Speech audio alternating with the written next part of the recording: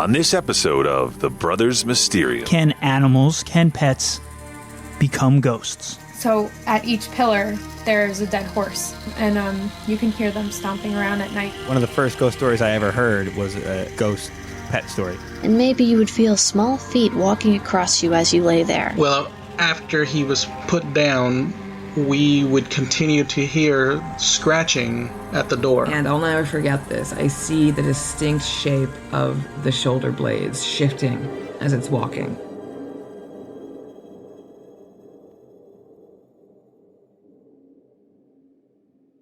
My brother and I have always been intrigued by the unexplainable. Like many, we're fascinated with stories of the supernatural, fringe science, and modern-day mysteries. Though we've seen no first-hand proof of its existence, our minds remain open to the possibility.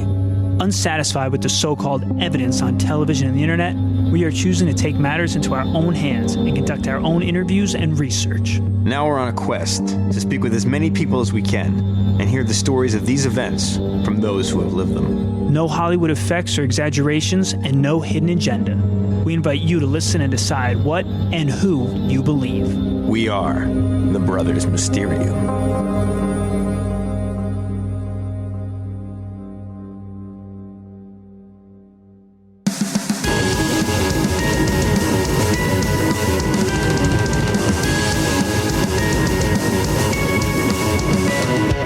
Hello and welcome to the Brothers Mysterium.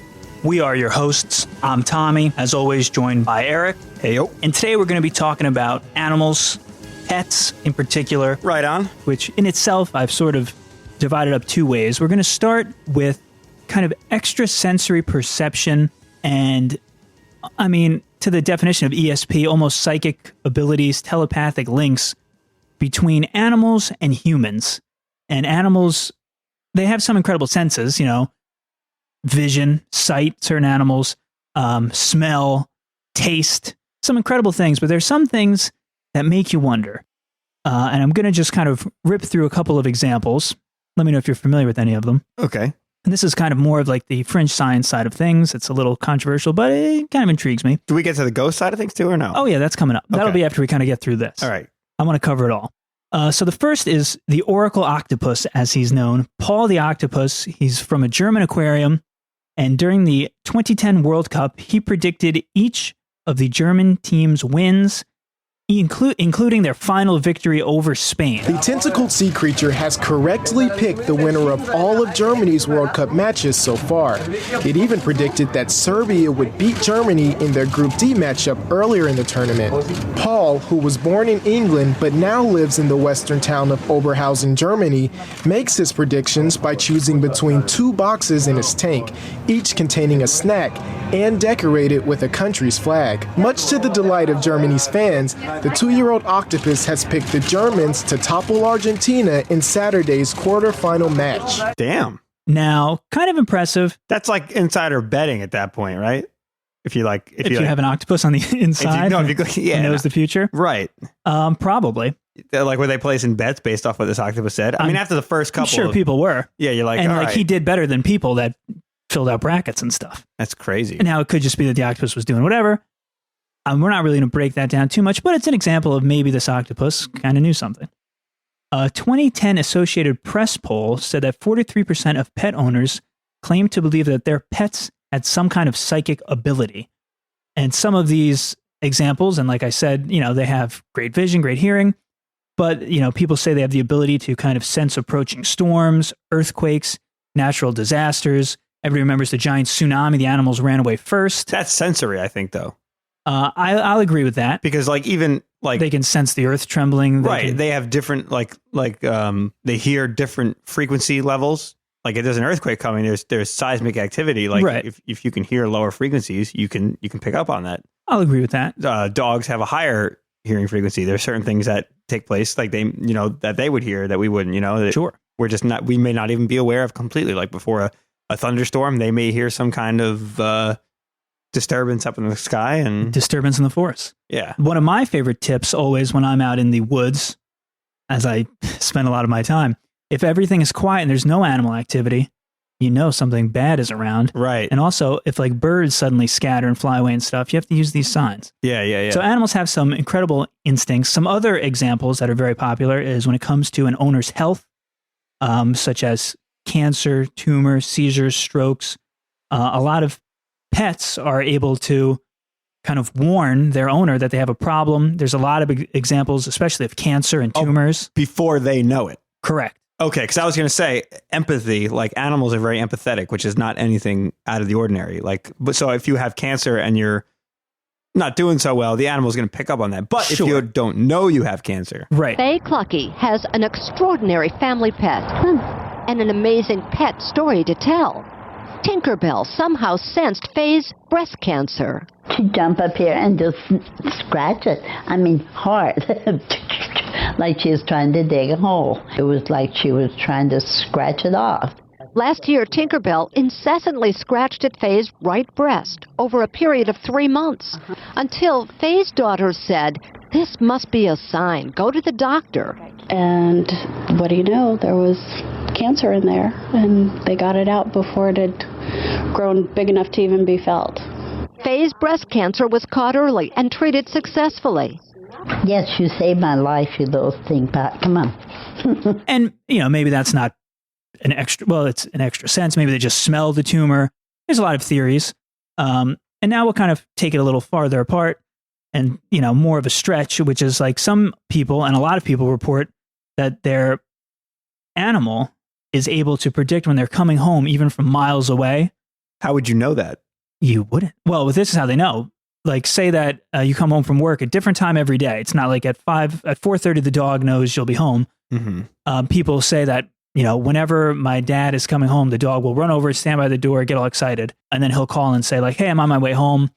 I'm at the McDonald's," so he's still like 5 miles away. So it's not the dog could smell him. It's not that the dog is kind of trained and knows at 5 o'clock or, at 5:15, he comes home every day, we go for a walk. Another one specific example was Whiskins the cat. And every time the cat's owner would call on the phone, even the cat would know and would come over to the phone. If somebody else called, the cat didn't react. Interesting. And that could be a hearing thing. Recognizing their voice on the other side? Yeah. That's possible. I can't dispel that. Right. There's an argument almost about whether it's telepathy or not, because animals, they do show compassion. They do have heightened senses. But people talk about even their ability to find their owner from uncanny distances when they're gone for miles and miles. You leave California and the dog ran away the day you moved. You had to leave. And then you move to Chicago and the dog shows up 3 months later and it's gotten there on its own. Some people say, well, it just smelled you, it tracked you. But there are some distances that are very, very far. Yeah. And then there's, arguments about like, I'm in bed reading a book and then all of a sudden the dog comes in the room, snuggles up to me, and then we both fall asleep. How did the dog know I was going to fall asleep? And some people say the dog and me have such a close connection, it just knows. Other people say maybe you fall asleep at the same time. Maybe your body language changes. Maybe you're giving cues without realizing it. Right, because like I have a cat named Lakota who, every time I am entering my room, all of a sudden like I'll hear him start running up the stairs. Right. And like when I go down to sleep, like I'll hear him meowing at the door if he's not already in the room. And I think he just is very aware of things that happen in the house. Like he'll hear like footsteps. He knows probably my footsteps, things like that. He can hear my voice traveling through the house.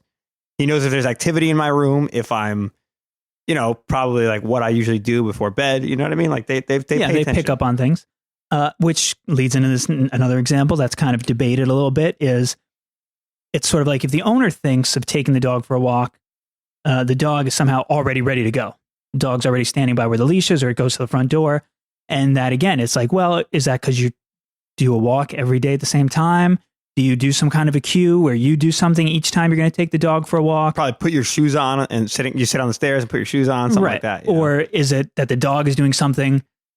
It's, the dog does something which then makes you do it. It's almost like a behavior. Pavlov's response. Yeah. Where maybe the dog goes and sits by the door, it doesn't have to bark, doesn't have to whine, and you assume, okay, you kind of mindlessly do it, or vice versa. The reverse Pavlov. Exactly.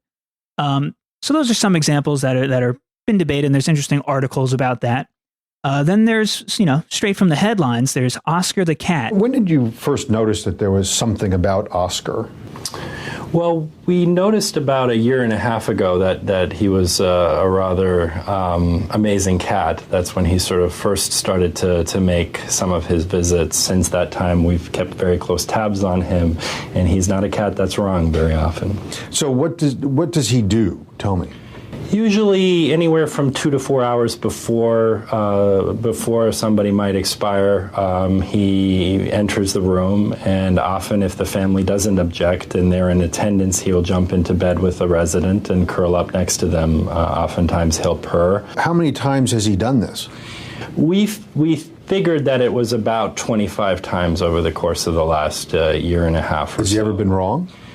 To my knowledge, some patients obviously leave the nursing home and go to the hospital. So those types of patients he doesn't get. But for the most part, with patients that are here, he's been pretty accurate. I know actually of no event where he wasn't at the bedside. So he's got 100%. He's predictable accuracy? Very accurate. In these types of cases, he's able to provide them with companionship, something that's truly remarkable. Obviously, he's not a replacement for the wonderful care that's delivered at this facility from the nurses to the doctors to the hospice providers. Oscar is sort of part of the end-of-life mix that's provided here. In other cases where there is family, he's allowed us to notify them. Are there patients who are afraid when Oscar shows up? The important thing to remember is that this is really a terminal dementia unit. Patients, unfortunately, here have, in most cases, lost the cognitive ability to understand the meaning behind Oscar. Perhaps that's a fortunate thing. Basically, they might recognize that a cat is in bed with them, and for many, that is actually quite comforting. There's been very good data about cats in nursing homes and dogs in nursing homes and providing comfort care in an environment that is very similar to a home environment. So what kind of cat is he? I mean, aside from this odd ability that he has, is he a nice cat? Oscar is not always the friendliest cat. He's not friendly to, he can be bribed like many animals, but he is not a cat that will spend quality time with residents on the ward unless they're about to die. He's not a cat that likes to spend a lot of time with staff. He keeps to himself. And again, people say that Oscar, smells biochemicals that are released by dying cells in the body. That are somehow enticing to the cat? That I doubt. And then other people just say, like, well, the cat's right. He spends excessive amounts of time with specific people, sleeps in their room with them, and then they pass away. Right. So there's a book called Paranormal Phenomena, Introducing Issues with Opposing Viewpoints by Nora Peel. And she talks about a biologist named Rupert Sheldrake. She says, Sheldrake points out the field of human-animal psychic connection has never been adequately examined using modern scientific techniques and tools. Perhaps science will confirm pets' extraordinary abilities. It will uncover other explanations that underlie these fascinating anecdotes. But one fact remains, whether psychic or not, people cherish a unique emotional connection with the animals in their lives. So that was sort of the fringe science part of it. Some interesting things to consider, some interesting points. Now we're going to kind of jump into more of the paranormal, supernatural aspect of animals, but mainly pets, just because they do have those really close bonds. And one personal story I had, which I'll mention, is one time when I was young, we had a cat that passed away. I actually watched it like dying, which I've brought up several times, and Mom is actually very upset that she let me watch it die. It was our cat Winky. Oh, okay. And I remember Winky in the backyard, like meowing in pain with like a blanket over her, and like flies were coming around. It was pretty devastating. Oh, geez. And Winky was a really nice cat, real sweetheart. But I said to my mom, like, Winky only had one eye. Yeah. And I said to my mom, is Winky going to go to heaven? Because I was really upset. I would never see Winky again. And I wanted to know. My mom said, of course. And what she actually said was, if everything's supposed to be perfect in heaven, then I hope all my animals will be there. Right. Which I always liked. And I think, whether you believe in heaven or not, or whatever, there's a big debate about whether or not animals pass on to wherever we go when we die. They have immortal souls. I went to Catholic school, and I very clearly remember a nun saying, no, that does not happen. I do have a quote here that touches on what you learned in Catholic school. NBC's Ann Thompson did a report and quoted Pope Francis as saying, one day we will see our animals again in the eternity of Christ. paradise is open to all of God's creatures. Oh, I don't want to curse after a Pope Francis quote. Oh, good grief. So don't let your evil nuns fool you. Yeah. Some people say, I've talked to some people who say they don't. They're like lesser beings that are sort of just here to kind of help us and teach us comfort and be our, man's best friend, but that's it. I've talked to people who say like they believe in reincarnation and we start as animals and then we work our way up. I've talked to people that say they're just animals. They don't have a soul. They don't really have feelings. They're just kind of stupid animals. And having spent time with animals, we grew up in a house with many pets, cats, dogs. If you don't think that an animal has a soul, you're a idiot. Straight up. Are you kidding? Like if you've been around an animal and have a bond with it, animals feel pain, they feel love, they get excited. Yeah. They're smart. They're not subhuman at all. So I hate when people say that. And another thing I've had a lot of people say to me once they found out I'm doing the show or whatever, they say, ghosts aren't real. And I say, well, what makes you say that? And they say, because how come there are only human ghosts? Wouldn't there be ghosts everywhere of dead birds and raccoons and everything? I never see, was there a ghost of a bug I killed? Which is, first of all, kind of a terrible defense. But I think, and I've heard, and we have some, there are stories of animals that are ghosts, be them cats, dogs, birds, horses, whatever. There are many stories of animal ghosts. And people, the reason there's not 10,000 bug ghosts is the same reason there's not 10,000 people ghosts. If you die, you're not guaranteed to return in some ghostly form as an apparition. Otherwise, there'd be more ghosts than living people wandering about. You never know. You know how often people like swat at that's not really there? It could be a ghost bug. That's true. And what's interesting about that, tying it back into living animals, is, and their senses and everything we talked about in the first part of this, is that animals are reported to have a real connection, almost like children, which we've said in other episodes, where animals will kind of react to nothing. And a lot of people say, like, my dog was barking at nothing. I think there's a ghost in the house or other stuff's going on. And my cat will run out of this room or my dog won't go in there. So animals seem to be really sensitive to paranormal activity, which is interesting to mention. But I feel like animals could become ghosts. And then we actually have a story of that involving none other than the infamous Aunt W. I was going to say, one of the first ghost stories I ever heard was a ghost pet story. The Aunt W story basically was she had told us that there was I don't remember if it was her dog or a dog of somebody who lived there before her. No, it was not her dog. So it was a dog of the previous owner had passed away in the apartment. I think it was assumed. But basically she would get in bed at night and could feel a dog kind of pacing up and down the end of the bed and curling up and, It would lie in bed with her like a real dog. She had a cat, actually, and she even said sometimes she thought that her cat, who was named Blackie, he was black. He's a black cat. You couldn't see him at night. Right. She would say that she would think that he had just jumped in bed, reached down to pet him, nothing's there. You feel him jump off the bed. She would look around. He would be sleeping somewhere else.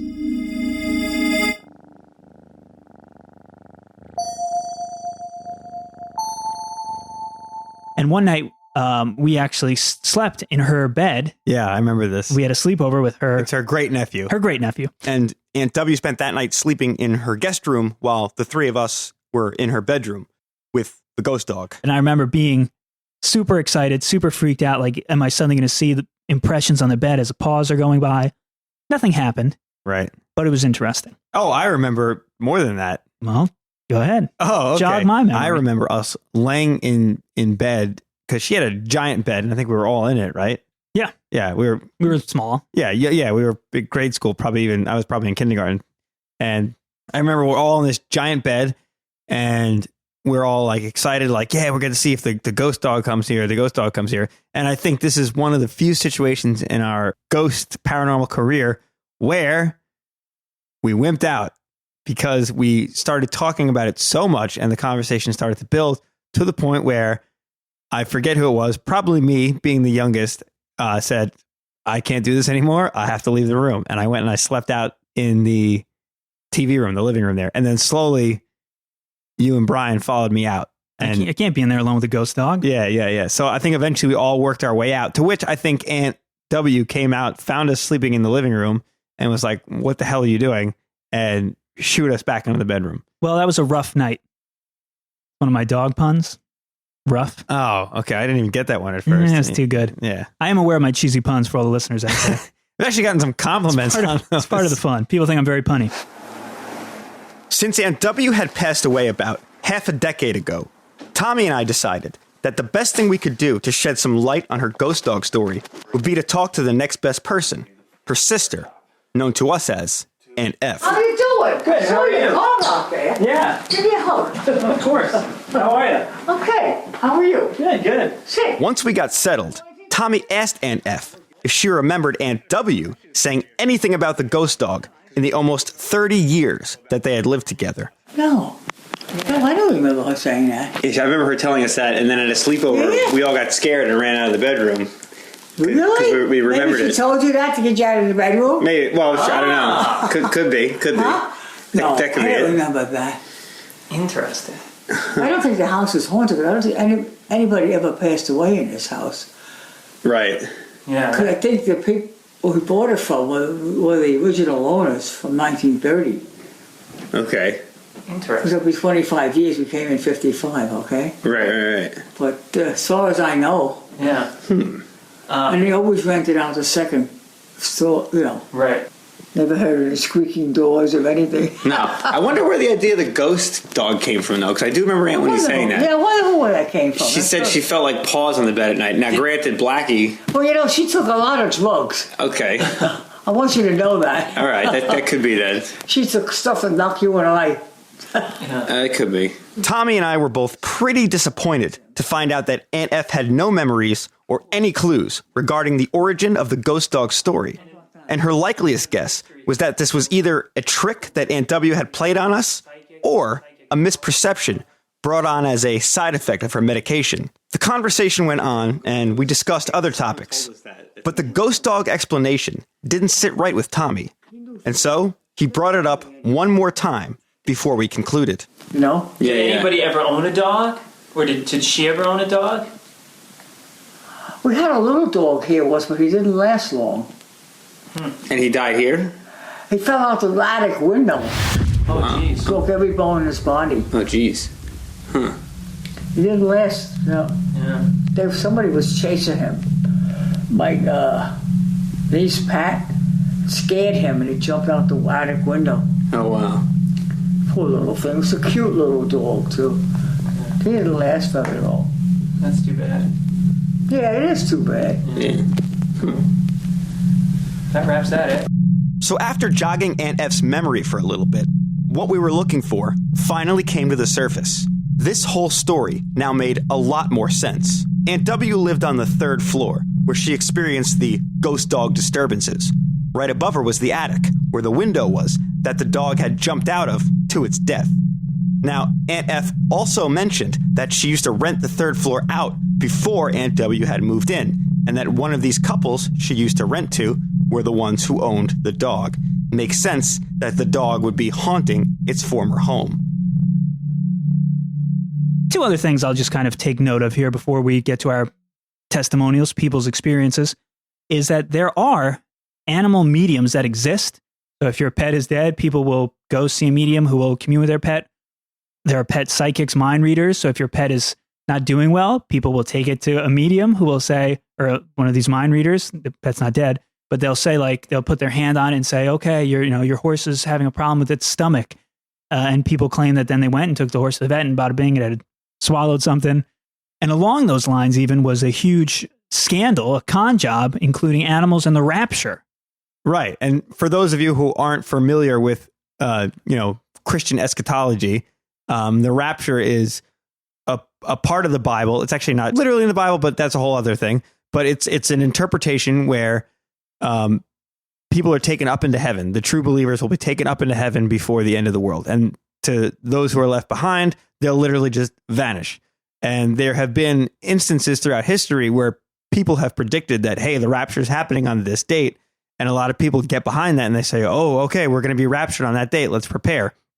One of the big ones was a couple of years ago in May, that family radio group was propagating this whole thing. It is an eye-catching campaign for sure. Billboards across the country and around the world announcing that May 21st, that would be this coming Saturday, is Judgment Day. A Christian broadcaster and his followers have been trying to spread the word for months now, and the reception, well, it's been mixed. And this one guy said, okay, I'm going to cash in on this. And he said that if you signed up and paid him, he would make sure that once you were raptured and no longer on this planet, he would look after your pets that were left behind. So at some point tonight, as many of you have no doubt heard, the rapture is scheduled to begin. Believers will go to heaven.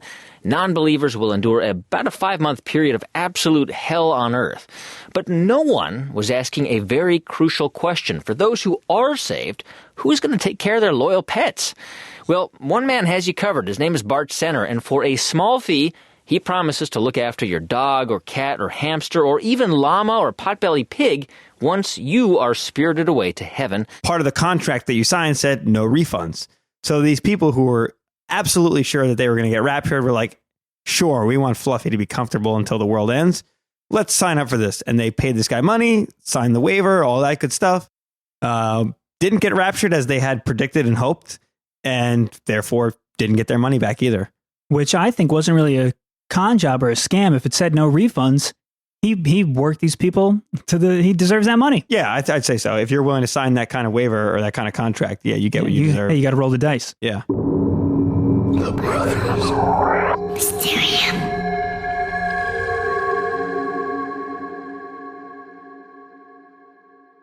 Hi, my name is David. I am 37 years old. I currently live in Piney Flats in East Tennessee, but I was raised in San Antonio, Texas. Most of my life, I have believed in paranormal. I've had quite a few experiences. But for this story, I'm going to focus on the one about my pet. This story begins when I was still in Texas. My wife moved down there, and she had a cat, a white cat. His name was Cosmo, and she had only had him for about a year. And Cosmo and I bonded almost instantly.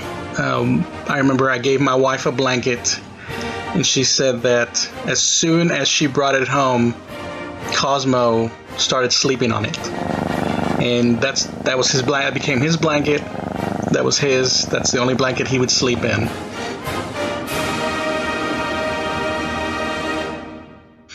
And then when we got married, Cosmo became my buddy. He would stay up late with me. He would follow me to bed. Then he would wait for me to get in bed, and then he'd jump in and curl up right next to me and fall asleep. He and I were the best of friends. That is the most mellow cat I have ever seen. And I remember telling my wife that that cat must have been on some kind of sedative, because he was very calm, very mellow, very loving. He was just content to lay on you and let you pet him. So, needless to say, he and I were very close. And then we moved back to Tennessee, where she's from, because her mother was living alone and she was worried about her. So Cosmo obviously came with us. This was back in about 2010. He was about 11 years old, and we had to put him down because he had a tumor in his abdomen, and the vet said that he probably wouldn't even survive the surgery to try to remove it. So we made the very difficult decision to have him put down. After we had him put down, it hit me very hard. I cried for several days. I really missed him. And we made the decision not to get any other pets for a while, so that it would give us time to mourn.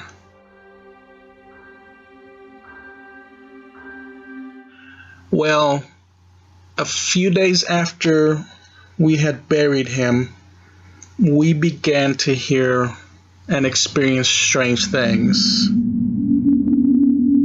After he was put down, we would continue to hear scratching at the door.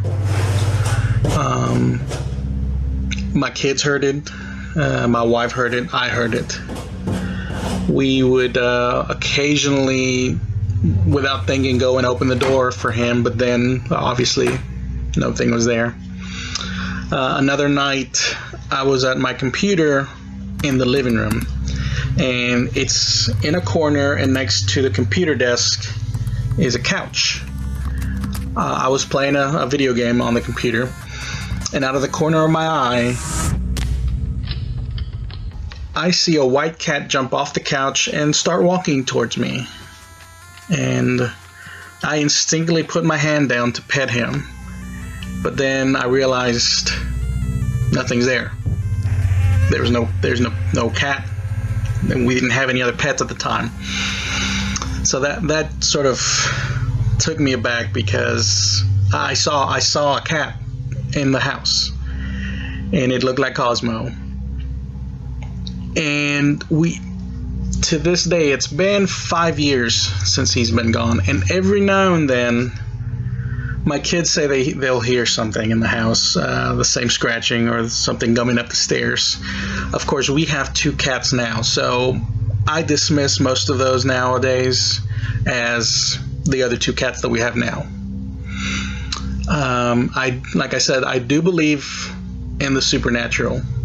I have had other experiences at work, places that I've worked, places that I've lived, places that I've been to. I'm a person that always tries to find explanations for things that I hear. I don't, even though I'm a believer, when I hear something, I don't automatically think it's something paranormal. I always say, no, it's, the house settling, wind, maybe mice. But the experiences that I had in the following Cosmo's passing, I think are pretty strong, and they're very difficult to dismiss.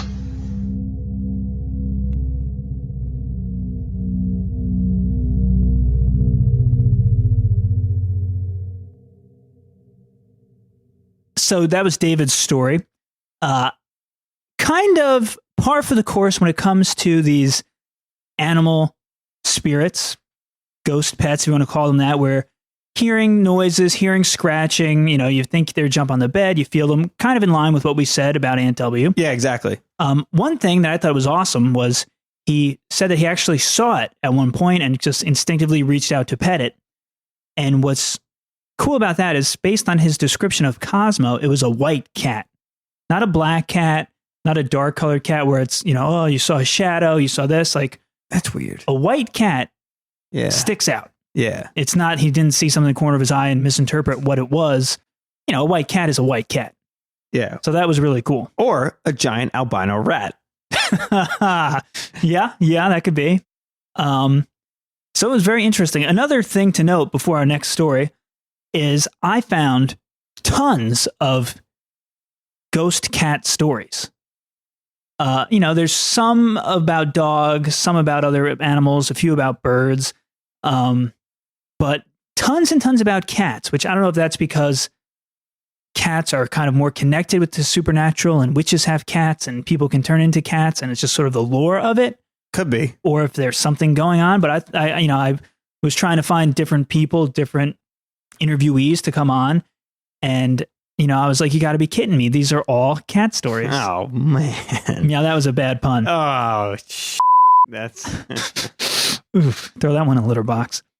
But a lot of cat stories, which is just, I don't know. I don't know what it means, but it was something I found. That's interesting, because the only paranormal pet stories I've ever heard have been dog stories, which is Aunt W's story. And then our other brother, the third brother Mysterium, his father-in-law, Bill, told me a story once when I was down in Tennessee. They lived down the street from a cemetery where there are actually a handful of Confederate soldiers buried, and one of them had been hanged on his own property, or like right next to it. It's not too far from the Battle of Shiloh, and these men were leaving the Battle of Shiloh as deserters, technically, I think, and the Union caught up with them and thought they were spies and had hanged them.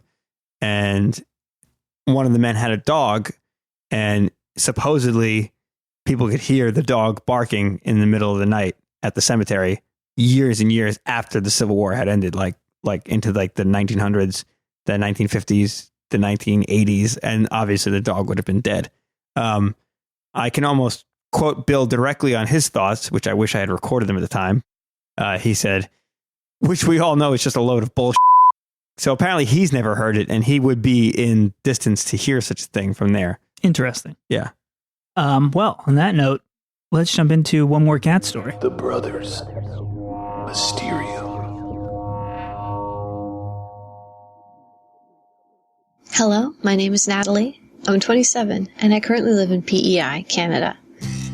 When I was just 3 years old and living in Ontario, my family was given a fluffy black kitten named Princess. Princess never answered to her name, so we ended up calling her BC, which was short for Black Cat, or Bad Cat, or... well, let's just say she had a strong personality, and used up most of her 9 lives in impressive and sometimes very confusing ways. Eventually we got other cats, a black short-hair we named Pyewacket, who would try and wrestle with her, and who she would shrug off like a fly even though she was 15, and a pair of kittens from a shelter 5 years after that, who Pye would keep from annoying her, since she had gone blind and deaf now, and would sometimes get lost in the apartment. We knew she was probably close to her time, so we gave her wet food every day, and cuddled her whenever we got the chance, promising so long as she wasn't suffering, we would do everything we could to keep her comfy. She had been with us for 20 years now, and had been a constant companion as me and my sister reached adulthood, and I was half convinced she would be with us another 20 years. But one morning I found her having a seizure outside my room, and when we took her to the vet, we were told it was probably kindest to put her down. I was 22 at the time, and I cried like the 3-year-old I had been when she first joined us. Her remains were cremated and given to us in a little pink urn.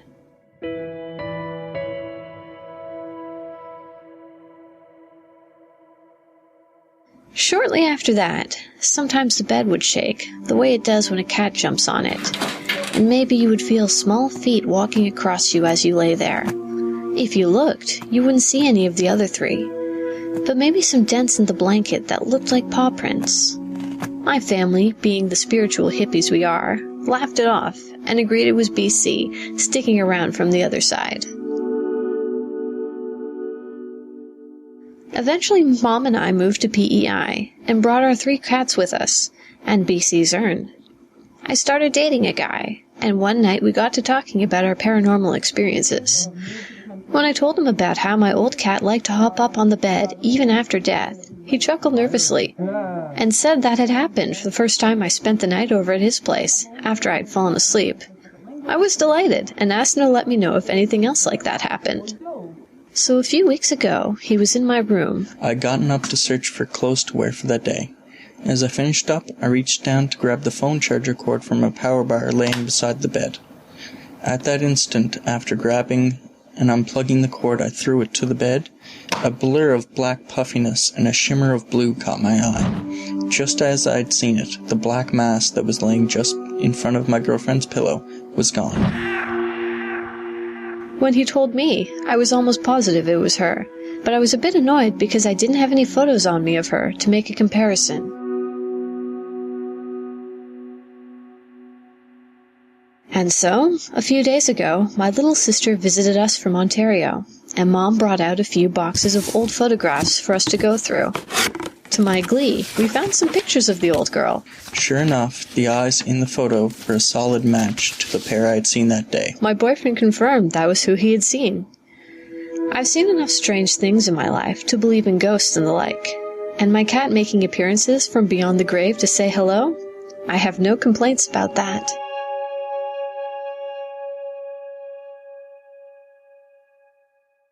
What's cool about this one, and what makes it unique, is the boyfriend, who was unfamiliar with the cat, once told about it, said, you know what, I felt something jump on the bed, and then he saw it. Right. And this time, unlike the white cat Cosmo from the previous story, it was a black cat and stuff, but he said he saw it, and then was like, whatever, it's one of the cats. Realized, wait a minute, that's not one of the cats. Yeah. And then was shown a picture of BC and said, holy crap, that's the cat I saw. So it's cool that an outsider this time is experiencing it, who is unfamiliar with the cat's behavior, and basically everything he said tied into what this cat would do. It was also a super old cat. Yeah, 20 years. Damn. It's a hell of a run. Yeah, that really is. Let's switch it up here and jump into a story about a ghost dog.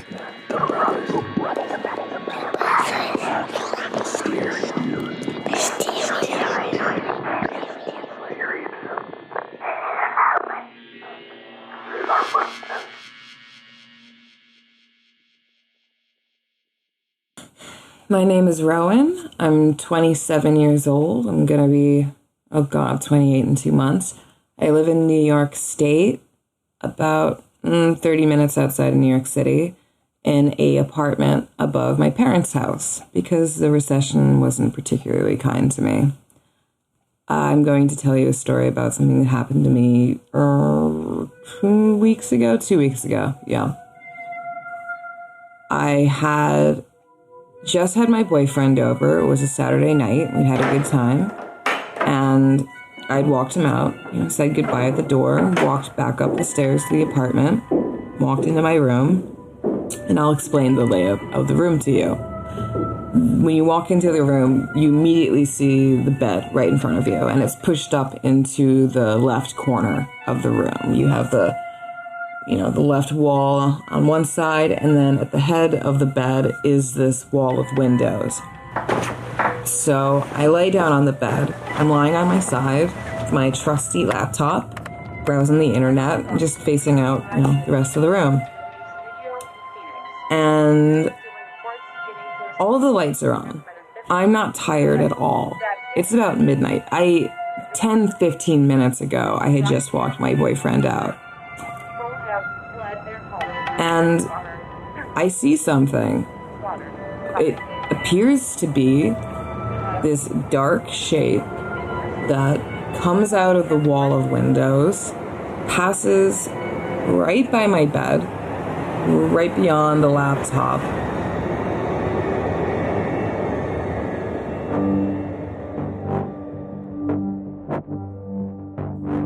And it looks like the back of an animal, a large animal, a couple of inches above the mattress. And I'll never forget this. I see the distinct shape of the shoulder blades shifting as it's walking. I don't see a head. Its head is down or something. I don't know. And so I immediately slam my laptop shut, sit up in bed, and start scanning the room. I want to know what I just saw. I think my brain must have seen something, misinterpreted it, misfired. Maybe it was my cat. I look around, there's no cat. The door is closed. She's nowhere to be found. She's off doing cat stuff somewhere else. So then I look on the floor. I think maybe something down there shifted. And again, my brain just misinterpreted what it had seen. But because I just had my boyfriend over, I had just thoroughly cleaned that apartment. And I don't want him to know how much of a disgusting human being I am. All there is on the floor are headphones, some earbuds, the computer cord, and an article of clothing. But it wasn't dark. It couldn't have been anything that would trick my mind into thinking I saw what I saw. At this point, I get really paranoid. I think, oh my God, am I in some kind of urban legend where there's a homeless man who's been secretly living under my bed for a month and maybe he just popped up for a second? I get on all fours on the floor. I check under the bed. Thank Christ there is no homeless man living under my bed. But I don't know what to think. So I get back into bed, get back on my computer, browse on the internet for a bit more, and then I go to sleep. The next morning, I call my boyfriend, we're chatting, and I say, oh, I saw the weirdest thing last night. I don't say, oh my God, I saw a ghost. I don't say that. At that point, I'm not thinking that. I just think that was weird. He's the one who says that oh, it seems as though you have like a ghost dog haunting up the place, and make some jokes about calling Zach Bagans to investigate. And I joke back like, no, God, like anything but that, please, because, well, frankly, I can't stand Zach Bagans. And suddenly it clicks in my mind. I remember something. The house that I'm staying in, the apartment, my mom grew up in this house. It was her 2 sisters, my grandmother, her mother, and my mother's grandmother. And because it was a house full of women, they felt they needed some kind of protection. And they found that protection in the form of a very big dog named Michael. Michael was half Great Dane, half German Shepherd or Alsatian. I don't really know the difference between those 2 breeds. So, yes, he was a rather large dog with that Great Dane blood in him. And he was incredibly loyal, loved the family, adored the family, and he did a great job as a protector. So, yeah, I think, okay, I gotta go talk to my mom about this. I gotta go question her about Michael. Understandably, it's rather awkward talking to your mom about the fact that you may have seen her dead dog. But instead of her dismissing me or calling me crazy, she just pauses and says, but Michael didn't die on the property. Michael wasn't allowed upstairs. My grandma lived upstairs and she hated dogs. And honestly, that's stupid. Sorry, Mom, that's stupid. I don't believe that if you die and you're a spirit, you're stuck and limited to one place. I don't think that you're limited to where you died. That just doesn't make any sense. So, he didn't die on the property. He died by, it was a tragic accident. A car hit him. And my grandma had him put down at the vet. But he's buried in the backyard. There's a little marker and everything. And the wall of windows that he apparently walked through faces the backyard. I personally find that interesting. Before this, I'd never really given much thought to animal spirits. I'd given quite a bit of thought to human spirits and other possible humanoid entities because I'd had something go down in this apartment a few months back that, I've always thought having a skeptical mind was healthy. I thought, paranormal, it's likely, I believe in it, but I always, and I still do, I still approach situations with a skeptical mind because I think that's healthy, because otherwise you can be taken in by charlatans, fake clairvoyants who just want to exploit you and take your money. But after what had happened a couple months back, there's no doubt in my mind that there is something going on in terms of the paranormal.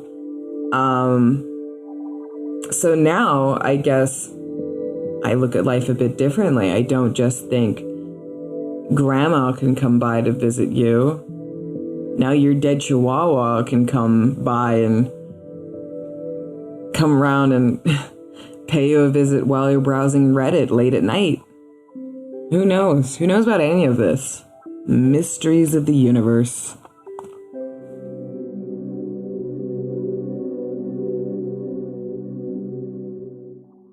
All right. Obviously, if a homeless man has made his home under your bed, he's not homeless. So that's busted. That's true. We're glad you could debunk that. One cool thing about this was that it was just 2 weeks prior, so it's fresh in her mind. You could tell even just her description of seeing this large, hulking dog. She could very clearly see the back, the dog's shoulder blades. She sees a dog. Yeah. In detail, not a shadow, not a blur, not she was on a computer and she thought she saw something, in the corner of her eye. She was kind of locked in on this, which is cool. Yeah. Convincing. Yeah, right there. If that's where the story had ended, which part of me thought that it may have ended there, I would have been like, well, that's kind of falls under what we would call like a misapprehension there. But when she goes on with the rest of the story, it opens it up to much more bigger possibilities. It does. And one thing we always like to do whenever we're searching for something, as you've learned by now, is we look at the history. And that's what she did. You know, she's thinking, what is this? Not a homeless dude. What else could it be? She's a pro. She knows what she's doing. I like people who investigate. It's true. You got to ask questions and you got to look into things. And that's when it hit her. Holy crap. In the history of this house, when my mom was growing up and it was all women in the house, they had a huge, big ass dog named Mike. And Michael the dog was the protector of the house, roaming the house, making sure everybody was cool. I do agree with her. I disagree with her mother. I think even if the dog wasn't allowed upstairs, if it is in ghost form now, we'll say, the dog could go wherever it wants. If the dog was patrolling the house all the time and she's upstairs with a boyfriend, maybe the dog was there just to make sure everything was cool. Maybe he was checking up on her, guarding like he used to do when he was alive. So I think maybe that's why as soon as she walked out this boyfriend, that's why so Michael was there. I think he was keeping an eye on her. Going back to his protective nature and breaking the rules of the house. Right. Because, and I think even though he didn't die on the property, the fact that he's buried there, I think could connect his spirit. And regardless if he had died, while he was on a dog vacation in the Bahamas and was buried there, I think that you sort of return to your roots and that was his home. He would, patrol the perimeter. So I don't think it's unusual at all that if his spirit was there. Yeah, and that's true because you have to think if they bought this dog to be protection, but they didn't let it go upstairs, but the dog obviously probably had a sense that it was their protector. If there was a burglar who ran to the second floor, he wouldn't be like, well, what am I going to do about this? You know, he would have gone up there. And like you said, the boyfriend was there. The dog, if it was going back to its protective routine, it would have done what it had to do. Exactly. And, it was probably just in there, just making sure everything was on the up and up. That's, I don't know. She says the dog's buried in the backyard. That's like where it always gives me the willies, Well, that's where most people bury their pets. Most people get them cremated nowadays, I think. Back in the day, not so much, but back when I was burying pets, it was always in the backyard. Yeah. Which brings us to our next story, which is animal ghosts don't always have to be pets. It most often is, as we touched on, because of that link, I think, that bond with their human owners. Right, which could go both ways. It could be the ghost lingers because of the bond, or it could be that the idea is there because of the person had this bond. So if it's a ghost, it's there because it had the bond with this person and is still holding on. If it's not a ghost, it exists as a thought in the back of a superstitious person's mind. You know what I'm saying? I do. And that brings up an interesting thing that you just sparked this thought in my mind, which is the reason pet owners report pet ghosts because they're more conditioned to the behavior of the animals and thus they pick up on it as that's the sound of something coming up the stairs, or that feels like a pet in my bed, as opposed to just like someone saying, the sheets are being weird. Well, in this case, the last story we heard, that wouldn't apply because she knew of the dog who belonged to her previous family members. Yeah, she didn't know the dog. That's true. But in the other ones, I wonder if are they perceiving it and picking up on it because they're used to it and they know what to look for, as where somebody else might not, or are they so used to feeling their animal, seeing the shape of it? Oh, you're talking. I'm saying, like with the phantom phone ring kind of thing. Exactly. Like I keep my phone in the same pocket all the time, and every now and then it'll ring, and then I'll look and it's actually not in my pocket; it's over on my desk, and I'm feeling the phantom ring. Exactly, the old vibration. Yeah.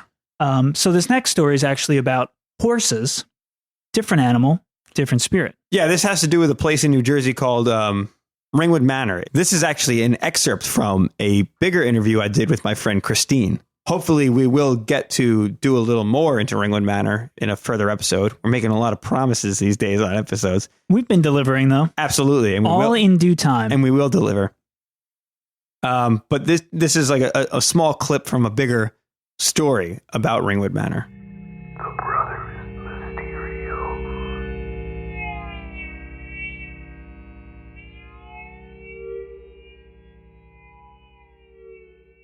If you're on the grounds, there are a substantial amount of pillars. I want to say between 10 and 12 pillars, where one of the women who lived there was, she did horse riding. And it was told to her that her parents were selling their house, the Ringwood Manor house, and she had shot all of her horses and buried them on the grounds. So at each pillar, there's a dead horse.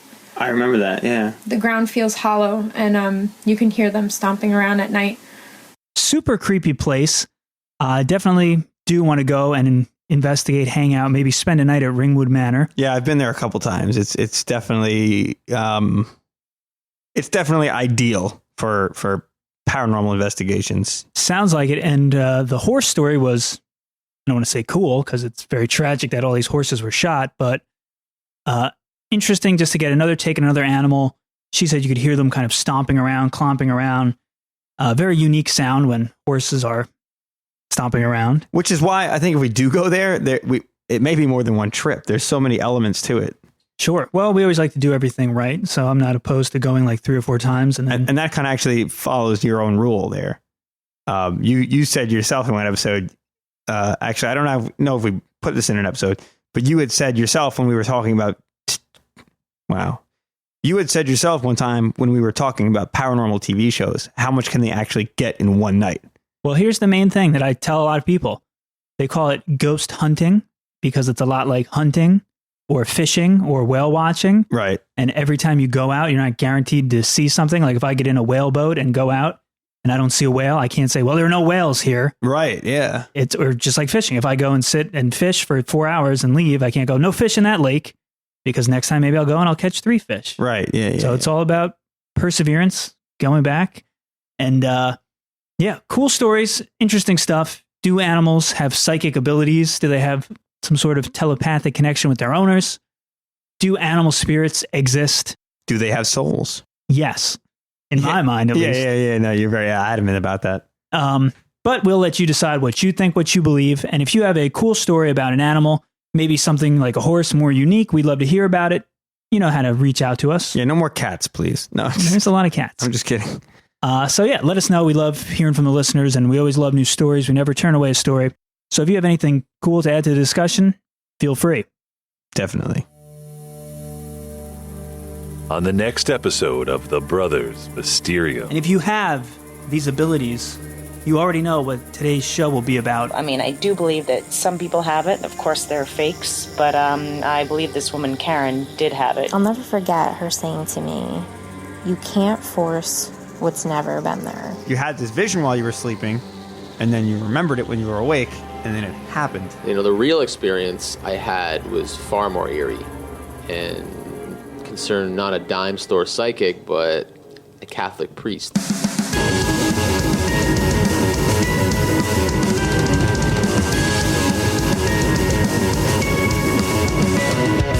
The Oscar the Cat clip, Soccer Octopus clip, and the Family Radio clip all come from CBS News. The Cancer Detecting Dog clip is from King 5 News, Seattle. And the Rapture Pets clip comes from NPR.